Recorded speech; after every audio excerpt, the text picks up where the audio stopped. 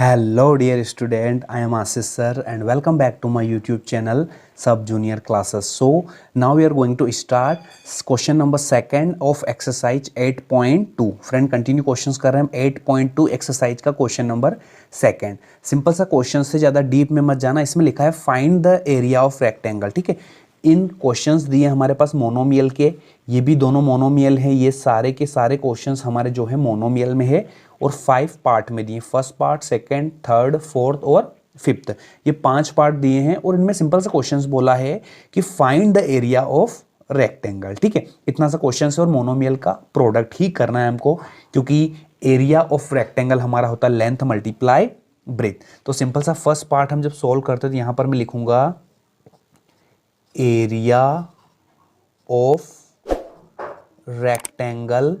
ठीक है, मैंने लिखा एरिया ऑफ रेक्टेंगल. आप सबको पता है क्या होता है, L इंटू बी होता है.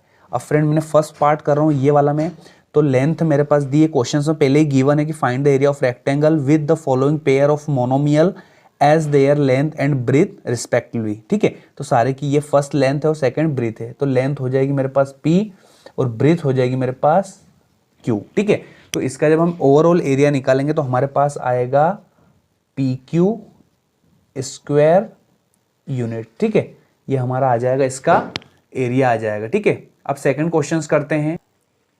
सेकंड पार्ट में भी सेम ही करना है हमको.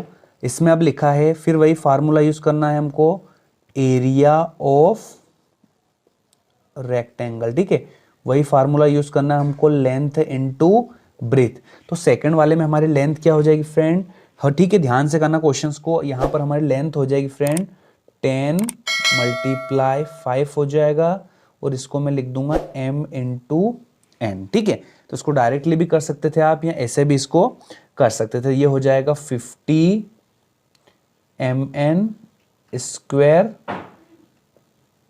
यूनिट. ठीक है, सिंपल से क्वेश्चन से, ऑब्जेक्टिव टाइप क्वेश्चन से एग्जाम में कभी कभार पूछ लेता है. ठीक है, तो ये हो गया. फिर वही फार्मूला यूज करेंगे, एरिया ऑफ रेक्टेंगल हमारा होगा लेंथ इनटू ब्रीथ. ठीक है, इसको डायरेक्टली भी कर सकते थे आप, 10 5 15 और mn डायरेक्टली भी कर सकते थे, कोई दिक्कत उसमें नहीं होने वाली. अब डायरेक्ट अगला क्वेश्चन में डायरेक्टली भी करूंगा, तो यहां पर लिख लूंगा मैं 20x square multiply 5y square. ये हमारा लेंथ और ब्रीथ दिया था.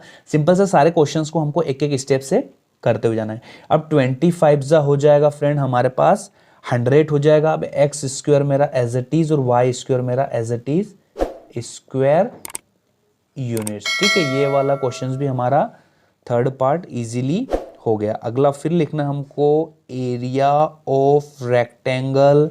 सेम फार्मूला है, छोटे छोटे क्वेश्चन से. ठीक है, ये हो गया. अगला पार्ट ये है हमारा, तो यहां लिखूंगा मैं 4x मल्टीप्लाई 3x स्क्वायर. ठीक है, अगला मैंने ये लिख दिया. अब ये हो जाएगा 4 3 12 और x स्क्वायर और यहाँ पर x है, तो x स्क्वायर और x मिलके x की पावर 3 स्क्वायर यूनिट्स. ठीक है, क्योंकि हमको लगाना पड़ेगा क्योंकि हमसे एरिया फाइंड करने को उसने बोला है. ठीक है, अब लास्ट पार्ट है उसको भी देख लेते हैं. तो फार्मूला फ्रेंड सबको सब में लगाना आपको, क्योंकि आशीष सर की क्लास है, सारी चीज़ें एकदम बेसिक लेवल से मिलेगी और आपकी कॉपीज कंप्लीट करो आप. इस तरह से मैं सारी चीज़ें आपको कराऊंगा, कोई सी भी चीज़ें छोड़ के नहीं कराऊंगा कि डायरेक्टली मैंने करा दिया कि इसका मल्टीप्लाई इसमें कर लो. सारी चीज़ें सिस्टमेटिक आपको प्रॉपरली मिलेगी. तो अगले फिफ्थ का फिर ये लेंथ हो गया हमारा, हो जाएगा 3mn मल्टीप्लाई 4np.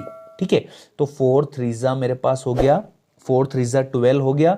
ठीक है, अब यहाँ पर देखो अब क्या सेकंड टाइम आ रहा है फ्रेंड, यहाँ पर मेरे पास n आ रहा है और n आ रहा है, तो यहाँ पर हो जाएगा मेरा n स्क्वायर. ठीक है, n मेरे पास 2 टाइम आ रहा है, m सिंगल है, p सिंगल है, तो ये हो जाएगा mp स्क्वायर यूनिट्स. ठीक है, ये पांचों क्वेश्चन थे, छोटे छोटे क्वेश्चंस मैंने आपको बता दिए. तो सिंपल से कुछ भी नहीं दिया था क्वेश्चन में, फाइंड द एरिया बोला था और मोनोमियल का प्रोडक्ट करना था. तो एरिया ऑफ रेक्टेंगल होता है लेंथ इनटू ब्रेथ. तो ये फार्मूले से यूज करके मैंने सब जगह सारे क्वेश्चंस में ये वाला फार्मूला अप्लाई करा है और जो हमको मोनोमियल मिला था उनका हमने सिंपल सा प्रोडक्ट करा है. ठीक है, तो प्रोडक्ट भी सिंपल सा हम पहले ही सीख चुके हैं, तो ये सारे क्वेश्चंस हमारे हो जाएंगे. ये फर्स्ट पार्ट है, second part, third part, fourth part और ये फिफ्थ पार्ट. तो फर्स्ट पार्ट ये था मेरे पास, सेकंड पार्ट ये था, थर्ड ये था, फोर्थ पार्ट और लास्ट. तो फ्रेंड्स सारे पार्ट्स को हमने इजीली देख लिया और सारे क्वेश्चंस का एरिया ऑफ रेक्टेंगल भी हमने निकाल लिया कंप्लीट करके, ठीक है। तो फ्रेंड मिलते हैं नेक्स्ट वीडियो के साथ, तब तक के लिए आशीष सर की तरफ से थैंक यू सो मच।